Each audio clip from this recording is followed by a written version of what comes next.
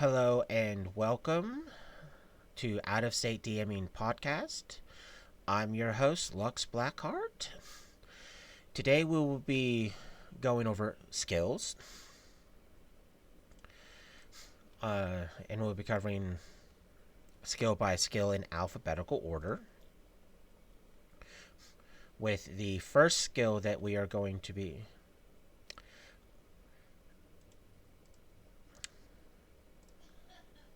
I love pressing all the wrong buttons. With the first skill we obviously go over is going to be appraise.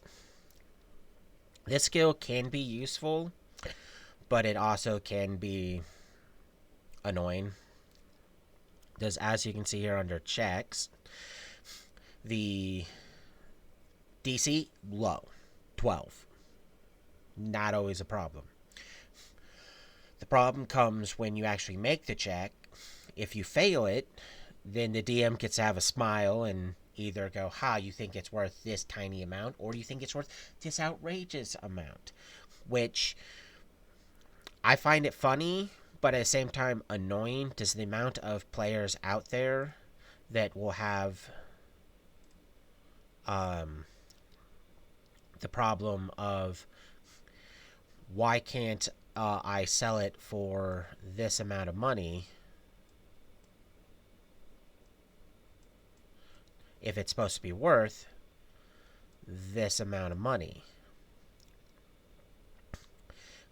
And yes, there's players out there that will go, if you tell them that a item is worth 200 gold pieces when it's only worth 100, they'll try to sell it for that, and then they'll get argumentative, combative for it. So even though it can be a funny, haha, you thought it was worth more than it was, it can become problematic. Because I've experienced that as both a player and a DM, going, oh, this item's supposed to be worth, like I said, 200 gold pieces. Go to sell it, and it's like, the person's like, oh, I'll only give you 50 for it. It's like, but it's worth 200.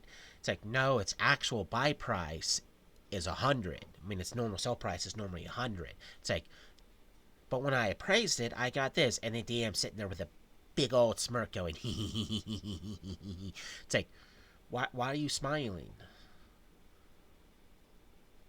Because then it's a level of lying some players don't like.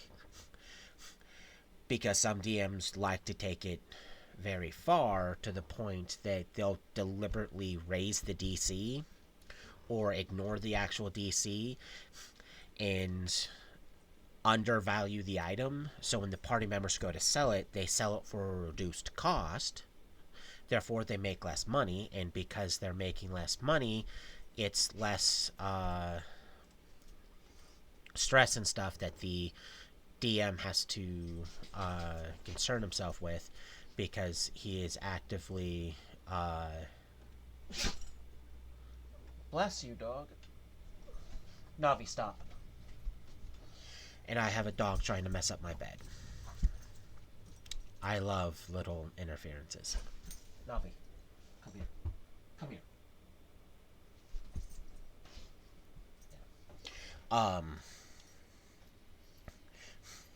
But yeah,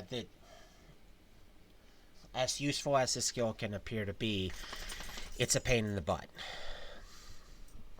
And as you can see, if you have a magnifying glass, it does help you with +2. It does take at minimum a minute, and it's 10 consecutive full round actions. So it's not like, I'm going to walk this way, examine, walk this way, examine. It's taking all your dedicated time for that turn. You can't try again with the same item. So if you take gem number A and you praise it for 10 gold, and you have a similar gem and you praise it for 15 gold, you can't then repraise this one. Someone else has to praise it for you to see if they get the same value or not. So that can cause some problems with some people, because they automatically assume that all skills are try again, when obviously, no, it's not dry. It's not because uh,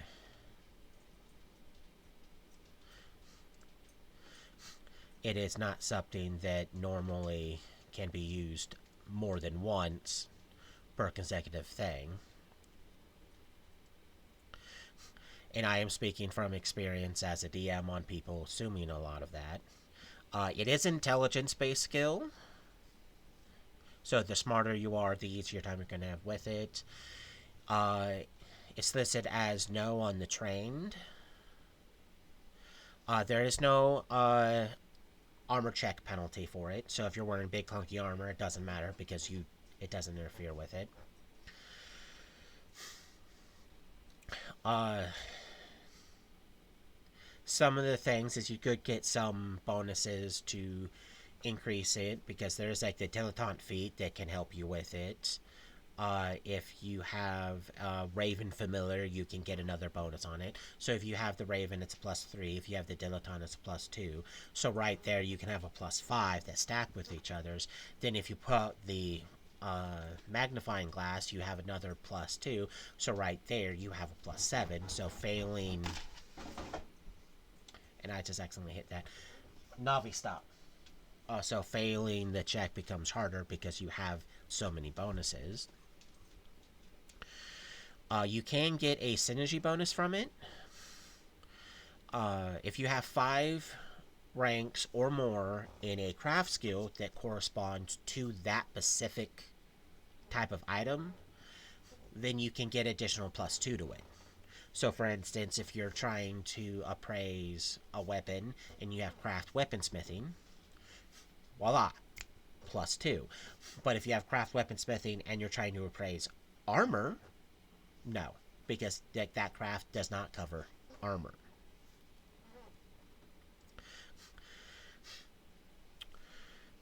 But all in all, it is not a bad thing to actually have. It's just something that I don't recommend dumping too much into because the generalized DC for general things is a DC 12. If you're trying to get into rare or exotic items, it's a 15 or a 20, so that's when it becomes iffy. But it's also one of those things that once you get around a +10, you shouldn't, unless your rolls are always horrible.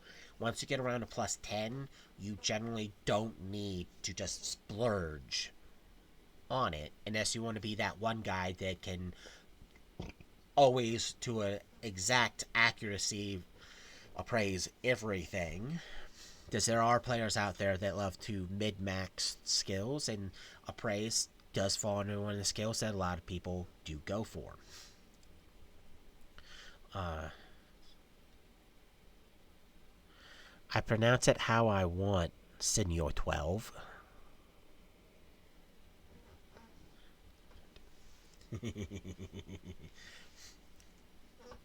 I love annoying people. Uh, but like I said, if you're trying to go for appraisal, get around a 10. Unless your die rolls are...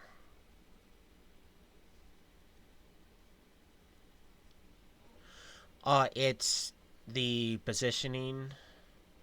I can hit that, but then it adds the other thing there. If I hit that, it somewhat puts me up, but it won't let me get rid of this thing here.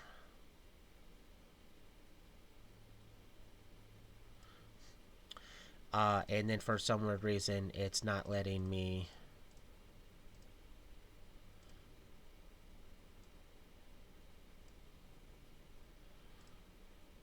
Ha!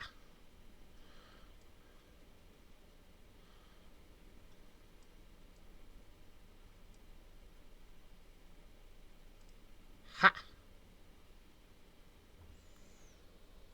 I see you! Okay, re-hit those. Uh...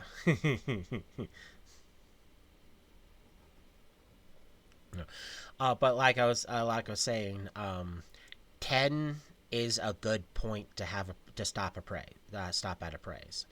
Not to mention that the higher your intelligence goes, the better it's going to be anyways. So you don't have to hyperfixate on it. And like I said, unless you're used to rolling really, really, really low. Uh, so if you're consistently rolling low and you don't really have anything else to put it in, put your skill points into, then yeah, go for it. It helps you get rid of the excess points you don't have anywhere else to go to. Next on the list is balance. It is a dexterity-based skill listed as not no to trained. AC penalty for armor does apply to it, so the more clunky your armor, the worse off that skill is. You can get from Agile, the feat, a +2 on it. If you have 5 or more ranks in the skill tumble, you get an additional +2. Now, the trick with balance is there's a lot of shenanigans with it. It's because it's normally a move action based skill, so that's how much time it takes up, and what action takes up is a move action, and it only lets you move up to half your speed for that one round. So you can't run and do it or anything like that, because it says no, for that round you can move half your speed. Failure by 4 or less means you don't move for that round. A failure by 5 or more means you fall, which can be a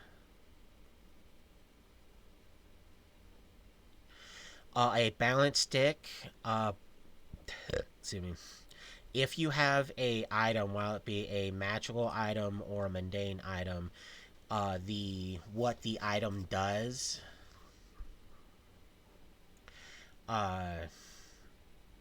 it says in the description for the item, because there is some items out there that do enhance your check modifier and or let you kinda Robin doesn't count because he doesn't follow 3.5 rules, because he follows DC rules, which is shenanigans in a nutshell.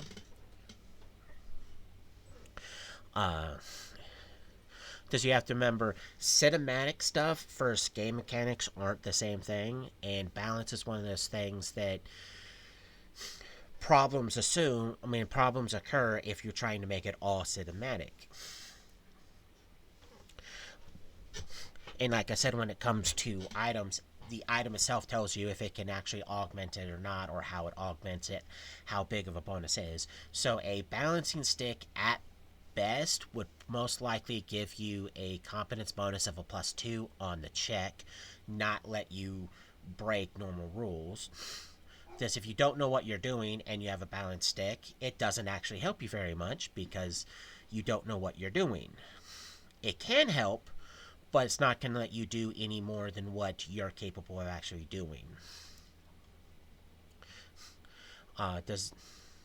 Then you have the DCs and what you're actually trying to walk on. To some surfaces, you can't try to do a quick run across while balancing because the surface doesn't actually permit it, and it goes in there. If it's 7 to 12 inches wide, low DC, 2 to 6 inches, slightly higher DC, less than 2 inches is pretty high. And when it comes to difficult surfaces,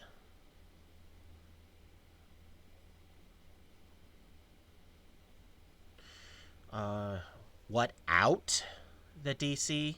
You mean what about the DC of a balance beam? Excuse me. Gotta love people not using the correct word. Just out does not belong in that sentence.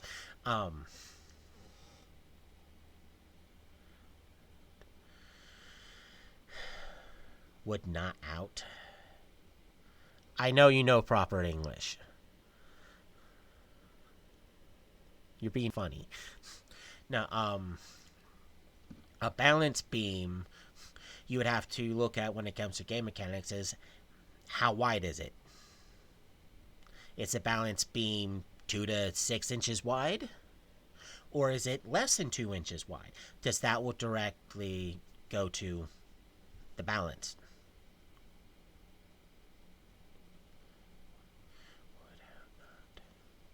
Would not out.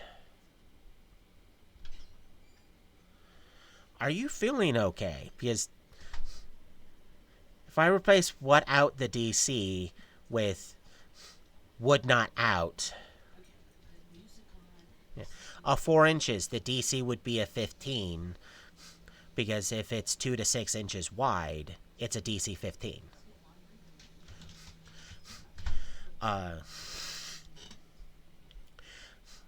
When it comes to certain other things, what would not what out?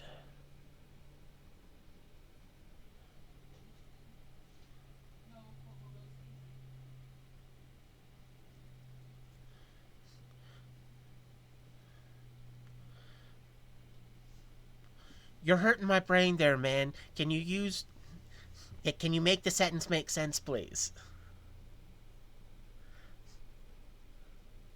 This,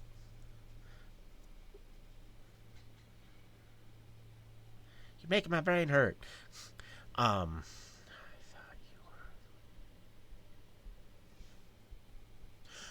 I have been going back and forth with the spreadsheet. The slight problem I'm having with the spreadsheet is whenever I show the spreadsheet, it overlaps the video of me. So I haven't worked that kink out. But I am using the spreadsheet because it's a good spreadsheet.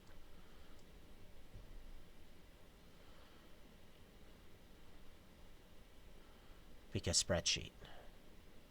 Oh, there that is. But like I was saying, well, no, I have to set up a separate camera thing for it. And it wasn't really wanting to cooperate for me. Because I would have to click here. No. It's not what I wanted you to do. Click here. Add here.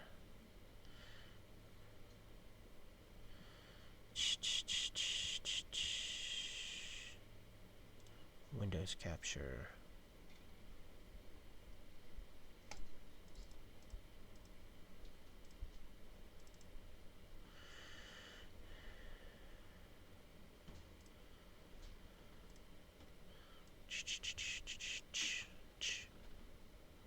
Let's have that locked in there, and haha, hee hee, I got that to work.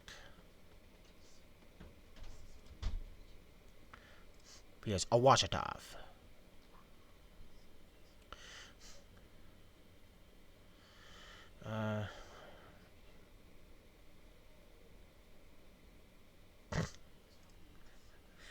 When she's dead, that's when Lavender stops being helpful.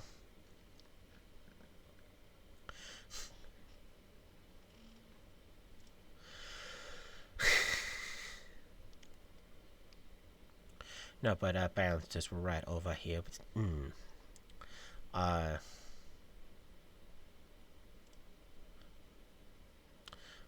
But there's then also, actually, let me go here, hit this, have it right here.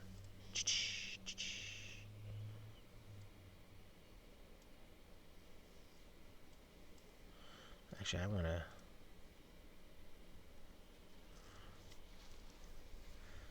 It might be showing a little too... how do I did it so I can only...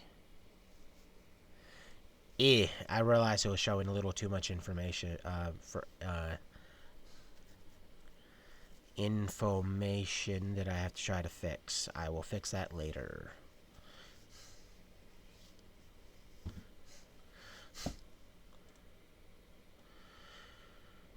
I hate technical difficulties. We'll try to stay back on topic. On the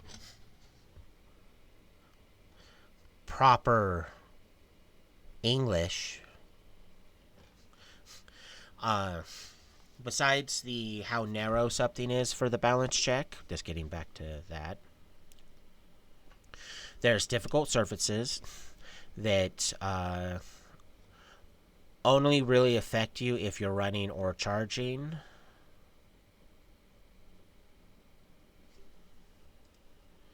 No, it should say. Oh, it's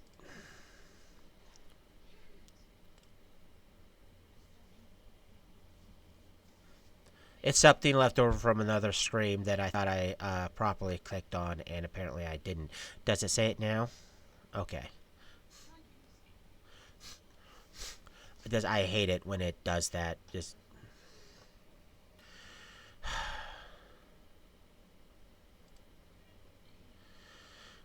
because it can be real annoying. But uneven surfaces, like says, if you're running or charging, it becomes problematic.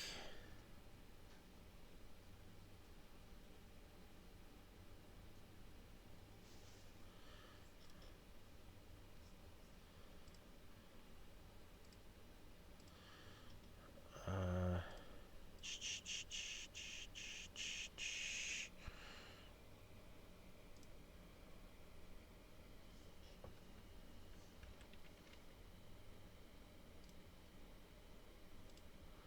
ha!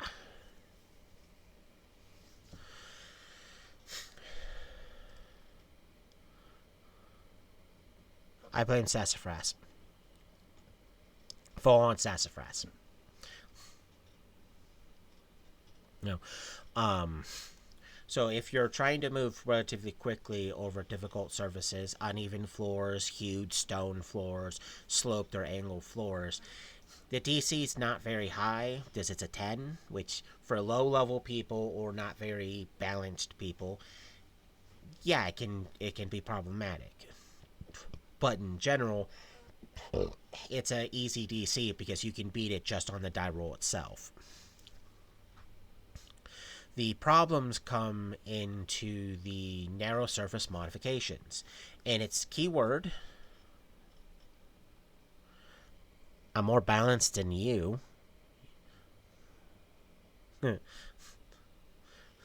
Way more balanced than you.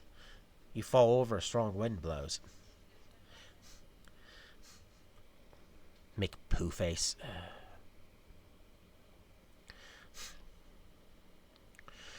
No, these modifiers are just for narrow surfaces, not difficult surfaces.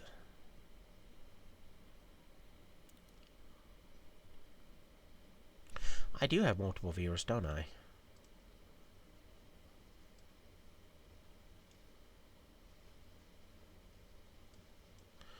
Because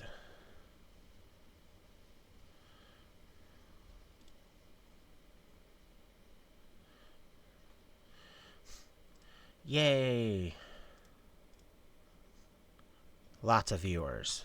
That's good. No, but like I was saying, the narrow surface modifier is only for the narrow surfaces, not the difficult surfaces. A lot of people do get that slightly confused because they think that this modifier should apply to both, despite the fact that it says narrow. And as you can somewhat see listed, that there we go, you can read it better now.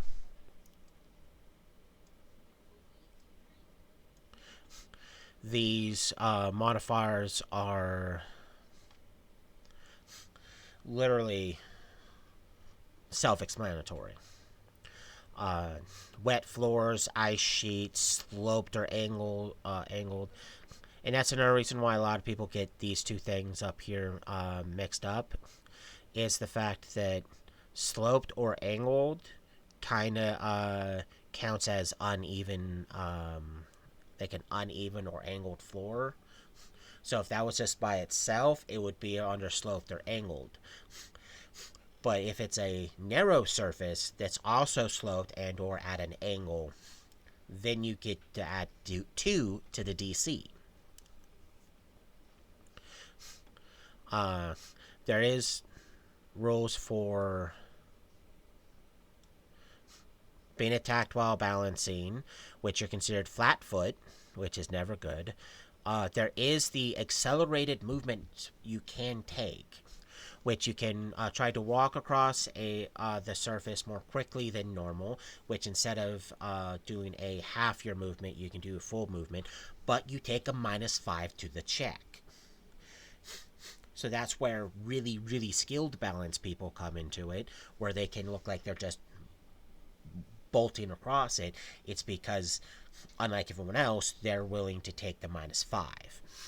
Which I want to recommend is if you can actually afford to take the -5. Because, again, some of the DCs can get quite high, and there's a lot of DMs that only actually pay attention to certain things, like the 2 to 6 inches mark or the less than 2 inches. A lot of other things, a lot of DMs go, I'm not going to have you balance for something that's like a foot thing. You have enough foot space. Like, regardless of the fact that there could be other circumstances that could make you go off balanced. But they like to only pay attention to the DCs that actually have a chance of penalizing you for failing it. Which I don't necessarily actually agree with, because if you're going to only enforce DCs for set skills like balance solely so you can see a party member fail or an entire party fail, a 1 can always be rolled, but you have to also remember that it's a skill check, not an attack or a saving throw. Which means if you roll 1 and you have a +10, you get a total of 11. Which means on a difficult surface, you beat all those DCs.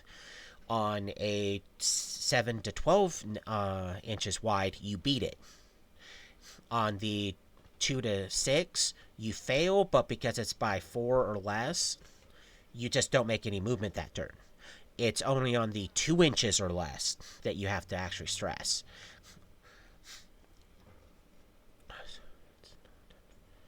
No, skills do not auto-fail. That is a misconception that a lot of people assume. Because while you're using the skill in or out of combat, skills, there's no such thing as an auto-fail or an auto-success. There's what the DC is and what you got.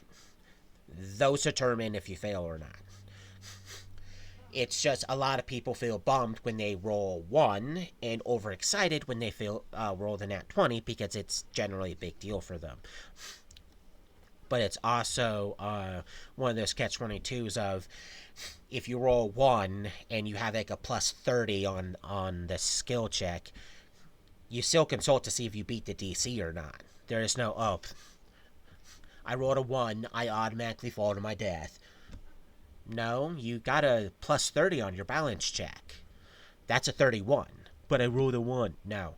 It's not an attack roll. It's not a saving throw. Well, you also have to remember that that's not a tabletop game, and they took certain liberties. Because even if you compare 5e tabletop to Baldur's Gate, there's certain things that don't quite match up. And it's also, yes, but still. It's also one of those things that 5e may have altered the rules. Because that's one thing to remember, that with certain, yes, Lavender, there is, and it's hilarious. That with each new edition of D&D, certain rules get thrown out, new rules get added. Some rules get altered to the point where they're not the original rule.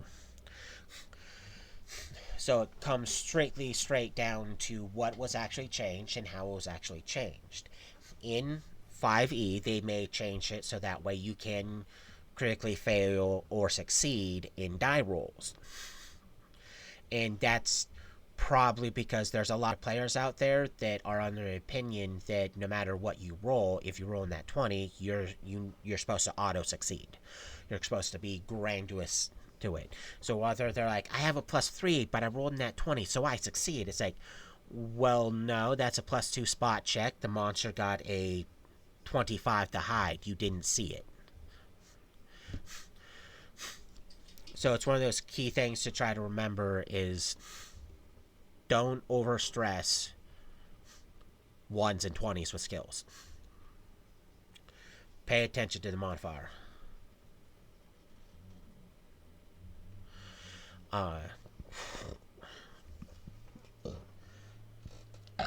Excuse me.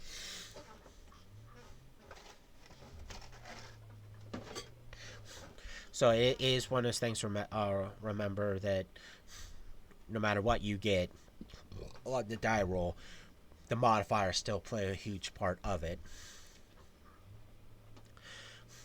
The next skill we'll be going over is one that either is overused to a bludgeon point of, can you please stop, you're not doing it right, because there's certain things that go into it, or it's something that people never use because they're under the opinion that unless they get outrageously high, it's never going to fail. I mean, it's never going to fail, it's never going to pass. And that is bluff. It is a charisma-based skill. Anyone can use it. No armor check penalties. The DC is opposed by the sense motive check of whatever you're trying to lie to. It generally takes 1 round to use, and it can be longer. It all depends on how much you're trying to lie about or deceive about. When it comes to trying again, it varies from situation to situation. And there's certain things that can give you bonuses. For instance, if you're a ranger, you get your favorite enemy bonus against that target. So if your favorite enemy is orc, and you have a +4 favorite enemy against orcs, you get a +4 to lying to orcs.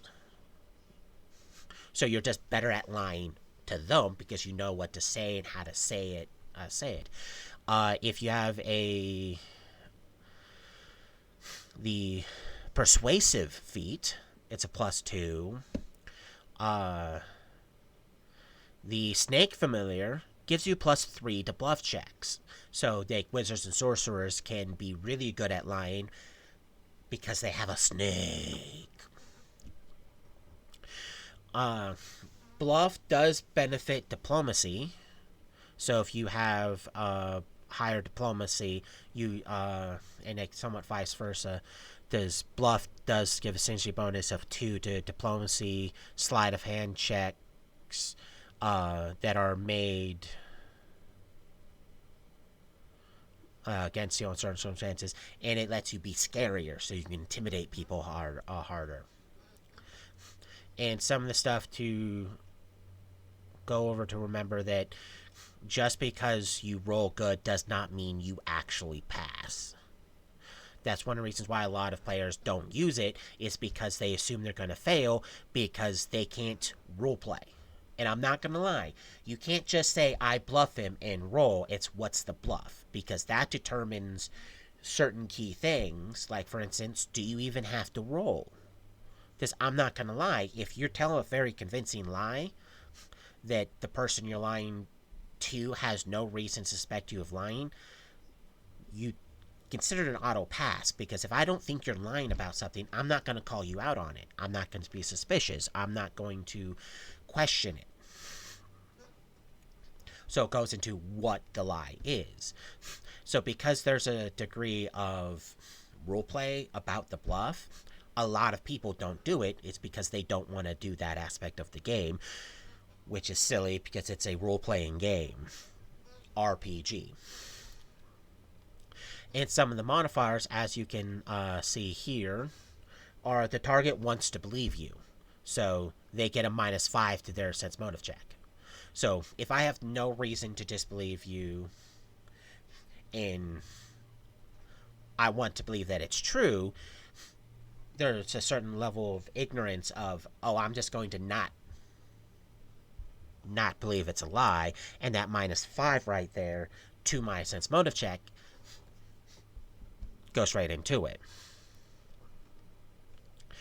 There's also like the bluff is believable and doesn't affect the target much. No modifiers. And I love the example of, I don't know what you're talking about, sir. I'm just a simple peasant girl here from the for the fair. There is the bluff is a little hard to believe or puts the target at some risk. They get a +5. Like, for instance, the orcs won't fight. I'll take you all the way myself. I don't need my friend's help. I just don't get your I just don't get your blood all over my new suitcase. Oh, it's surcoat, not suitcase. My brain was there. So it's like there's a certain level of things that if you say it, it's like that's hard to believe, or what do you mean the orcs won't attack? It's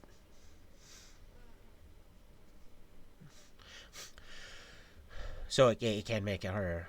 Then there's also like the bluff is hard. The bluff is hard to believe or puts the target in significant risk. Like one of the examples is, trust me, I wouldn't sell you jewelry that would get you hanged, would I? So what you're saying from these multiple examples are, if you say the wrong words to the wrong person,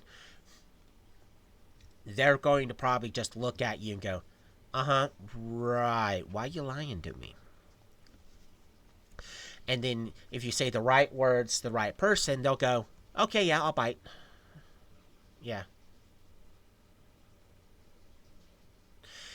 Yeah, I hate bluffing. Like I said, it's one of those, like I said, the people who try to use it suck at it. Because they just either, I just roll my bluff. Haha. It's like, can you work with me here? What is the lie? What are you talking about? And another thing to actually note is the fact that bluffing doesn't actually work on NPCs the way NPCs want it to work on NPCs. Mainly because, for several reasons. One, that other player, your characters know each other's to a point where you can kind of guess on whether or not they're actually lying or not, because off of past experiences.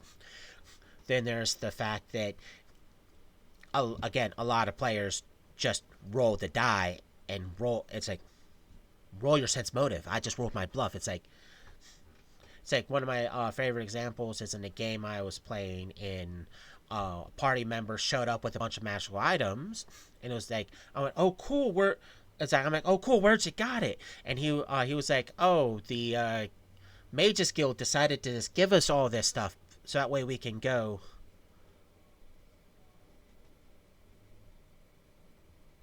Yeah, nothing means fail. It's like, oh cool, they actually gave you this stuff? Yeah, that's awesome. Him, I got a 17 on my bluff check. Me, why are you rolling a bluff check on what you just said? Why are you suddenly looking? It's like, now I want to roll my sense motive check, because like you're now like sweating bullets and like not making eye contact. It's like, I had no reason to disbelieve you because I wasn't one of the people that's trying to get stuff from the guilds made. That was those people over there. And as far as I know, the party went to go, several party members went to go get stuff. And when they came back, a party member went, here, I have all this cool stuff that we got from them because they wanted to help us. Why would I challenge you without... I have no suspicion. It wasn't a... Oh, really? They did? That's awesome. Did you really get help? It's like, I'm not implying suspicion. I'm not doing it. But yet, I now have to roll a check because he said I got this on my bluff check for that. And now I have to roll. It's like,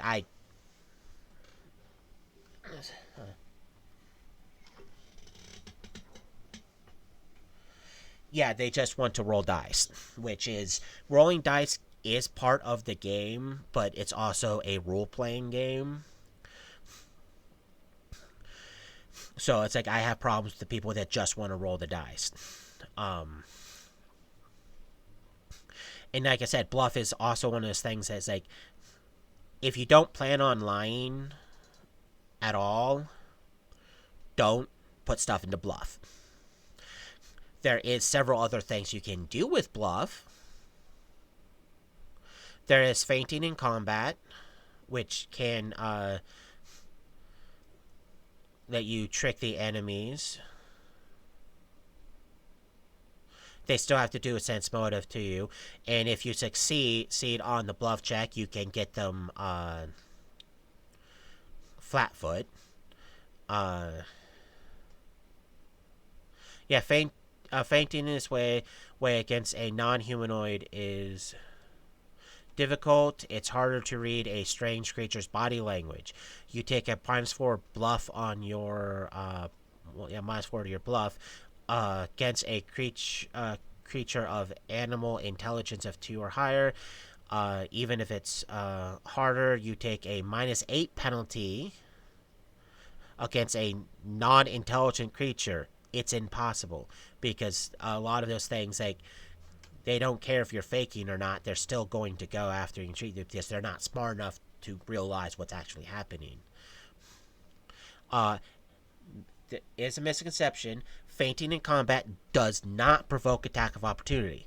There are several people who have gone, well, I don't do it because I don't want a free attack against me. It's like, one, it's slightly defeating the purpose of the action itself, and two, it's in bold. Let me move there. It's right. Right here. Faint. Ah, yeah. It's like right there. Fainting. That right there. Fainting in combat does not provoke attack opportunity. There's, when I say there's people who claim that, it's like, read it.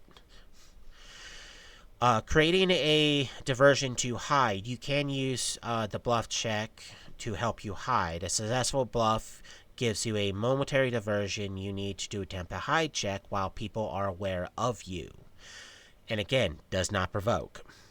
Delivering a secret message. You can use bluff to get a message across to another character without others understanding it. 2 rogues, for example, might seem to be talking about bakery goods when they're really planning to break into the evil wizard's laboratory. And it has all the list rules. How it's normally like a DC 15 for simple message, 20 for complicated.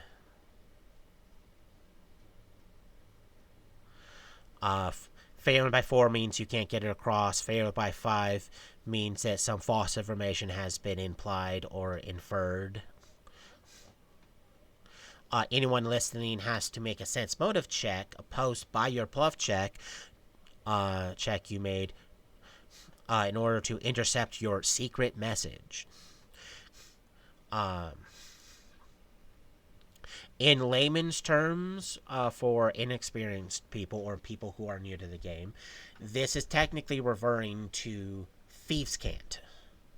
It's pretty much a way of speaking in code without anyone knowing it, and it's a optional restricted language for thieves. So you actually have to be a thief, or in this case, a rogue, to actually know it. But if you're not a rogue or the DM's not using thieves' cant, right here, bluff is pretty much how you do it. goes into how the actions vary from thing to thing. Trying again. Generally speaking, failing with a bluff check can't be tried again because the person's already too suspicious of you. So it's like if you fail at lying, then I can easily add somewhere, depending on how badly you failed or what you're lying about, add a somewhere between a +5 to a +10 to whatever their sense motive is, because they're already highly suspicious of you. So therefore, anything you say, they're going to find hard or really hard to actually buy into because you already botched it. Yeah, those there.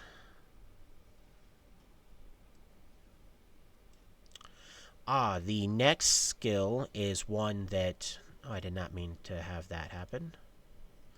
The next skill is one that has actually claimed the lives of party members, or almost claimed their lives, simply because they failed to check when they needed to, or circumstances did not favor them because of how the skill works. And that is climb. It is a strength-based skill. No on trains, yes on armor check penalty.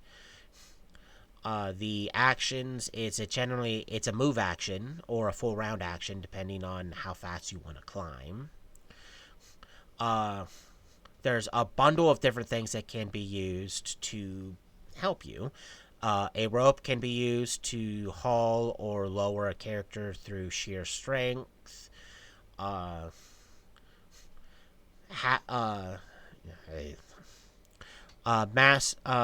People with lizard familiars get a +3.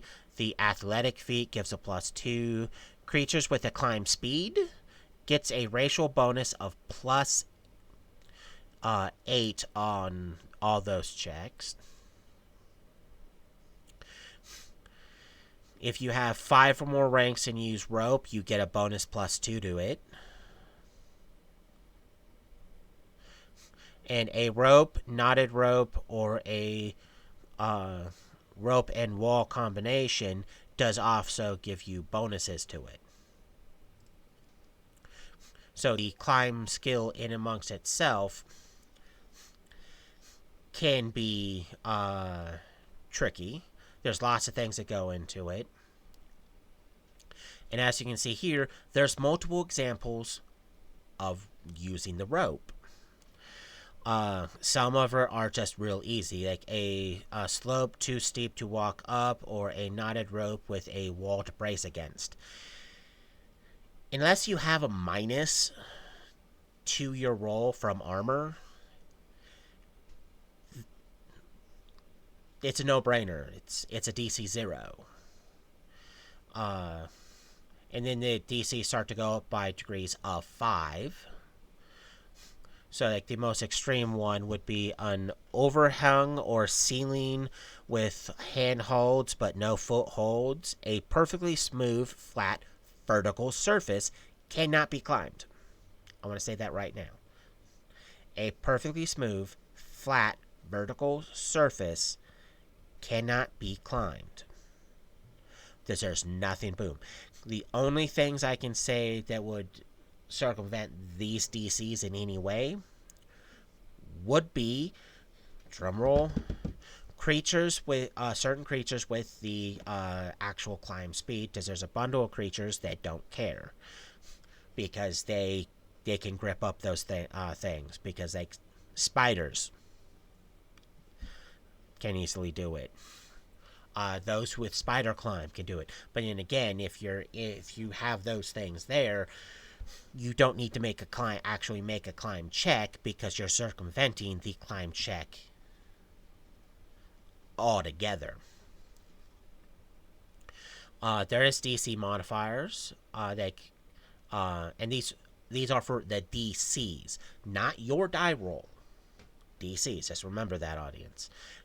It's like climbing a chimney, artificial or natural, or other locations where you can brace against two opposite walls, drops the DC by 10.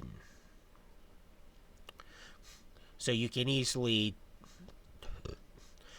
take wherever it falls under here, apply that to it if you're just doing some type of chimney, and wash it off. It's easy.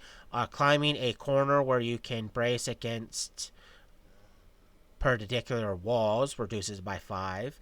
And then there's something that does increase the DC. Surface is slippery. That increases it by 5.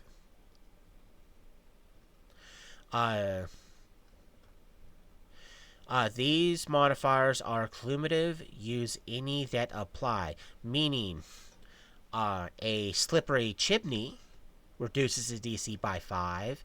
A slippery corner that you're using to go to doesn't modify at all because you have the corner reducing it by 5 and the slipperiness increasing it by 5, so they counteract each other's. And it's kind of hard to have a chimney and a corner unless it's a chimney, it's like you're bracing two walls, it's particular, so it's more like if you're not trying to use the full chimney to it, or it's a slightly too big of a chimney, then you use the corner one. You can move faster than normal. You can try to climb more quickly than normal by accepting a -5 penalty, and it lets you move at half of your speed instead of a quarter of your speed. Why is that important? The normal person can only climb 5 feet. That may not seem very applicable or anything, but it is problematic because you can't climb very fast. And if you can climb very fast in real life, and you're trying to use, well, I can climb this fast here, you have to remember that accelerated climbing is a -5 to is -5 to whatever you roll, and instead of moving at 5 feet, you're moving at 15 feet, which means you're moving 3 times faster than someone not doing it.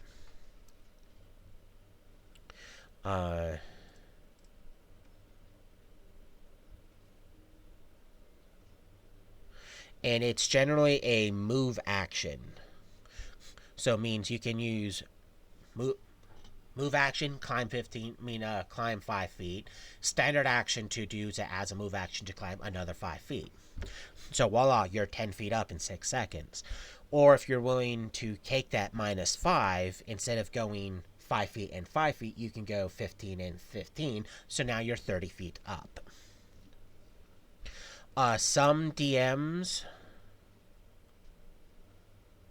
Yes, Saint, this episode and a bundle of future episodes are covering skills. Thank you for joining. It's much appreciated. Miss you already. Like I said, some DMs don't adhere to the DCs of these because they either don't agree with how high they are, so they kind of lower it, or they want to see the party members fail completely and they raise it. And it can get real annoying real quick when you think that your 21 should be able to get you to climb up a tree, when this DM then goes, nope, you failed to do it. It's like, but what? Because like normally it's a DC 15 to climb a tree. It's a tough DC, yes, but it's not an impossible DC. So if you get a 16 or higher, you're like, okay, yay, I'm climbing this tree. And there's been experiences, like I said, where me and other people... Are these climbing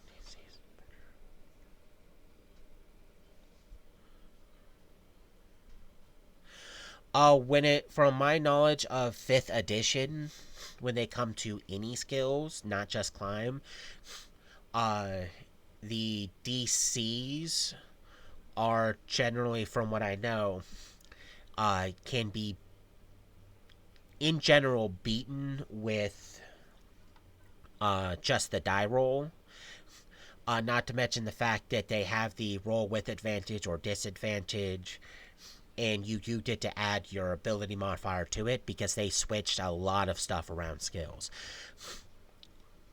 So without confidence, all I can say is the DCs are, for what I know, not above a 20. And they just have everything slightly worked differently. It's one of those you would have to contact a DM that does 5th edition stuff and talk to him about the skills, because again, I don't do 5th edition, so I cannot directly or indirectly with actual confidence tell you exactly how their skills work. Because it could be better, it could be worse. This, again, each edition does change and alter how particular things work. So 5th edition could have made climbing a heck of a lot easier. Or it could have made it a heck of a lot harder. I cannot directly tell you.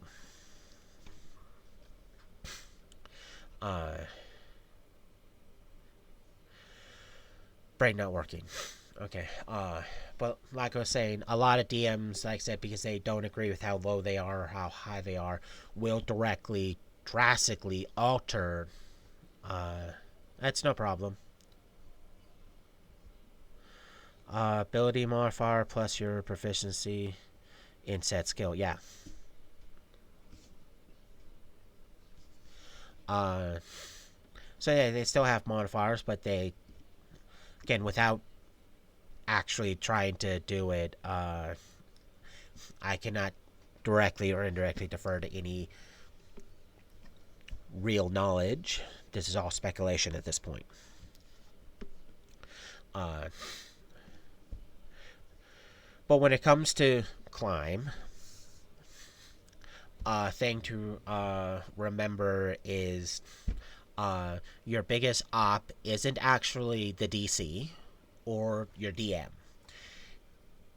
It's your armor. And whether or not you put stuff in it. The amount of times I've told players that, hey, you should have stuff in climb.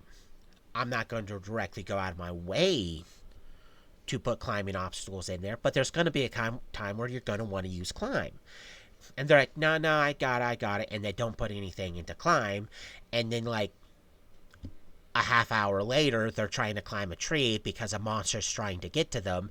And they're like, I only have a +2 because my does my strength. And then I look at them and go, yes, but you're wearing armor that has an armor check penalty of 3, which means you don't have a +2, you have a -1, and you're trying to beat a DC 15. A -1 does not help you beat that.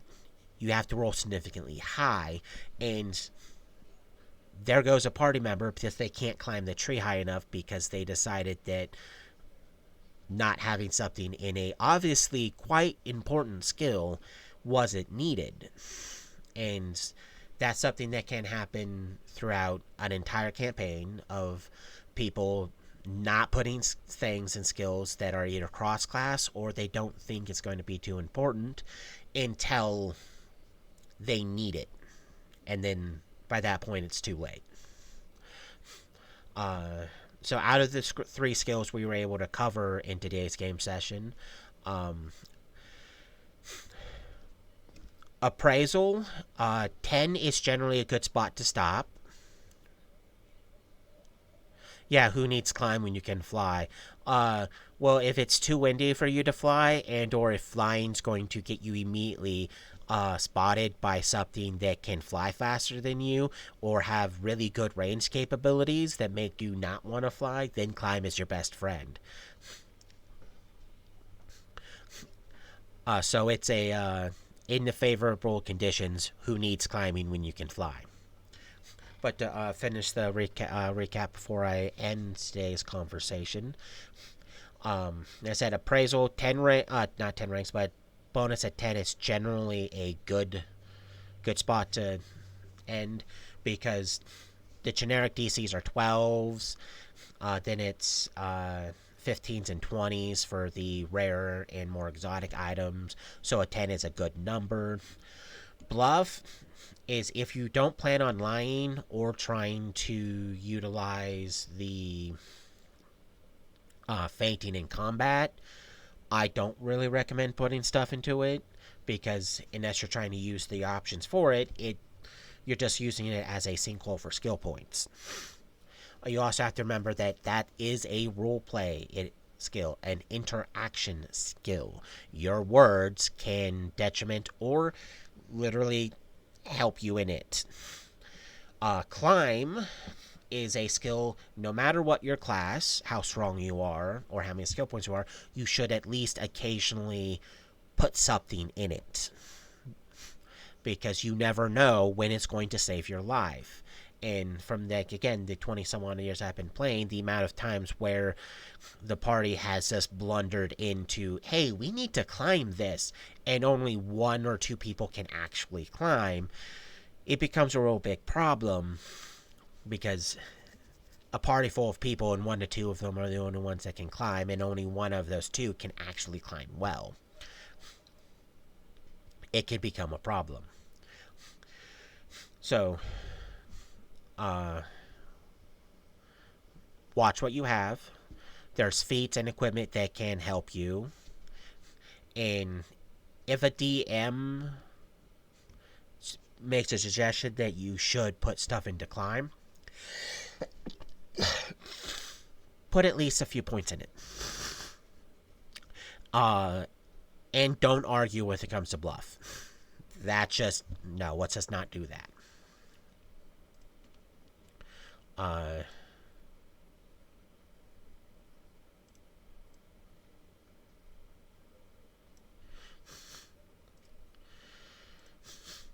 So to end us off, thank you for watching.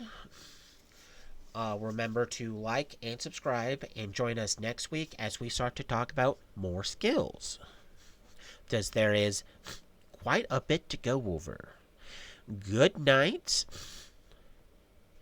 And I hope the rest of your day goes smoothly.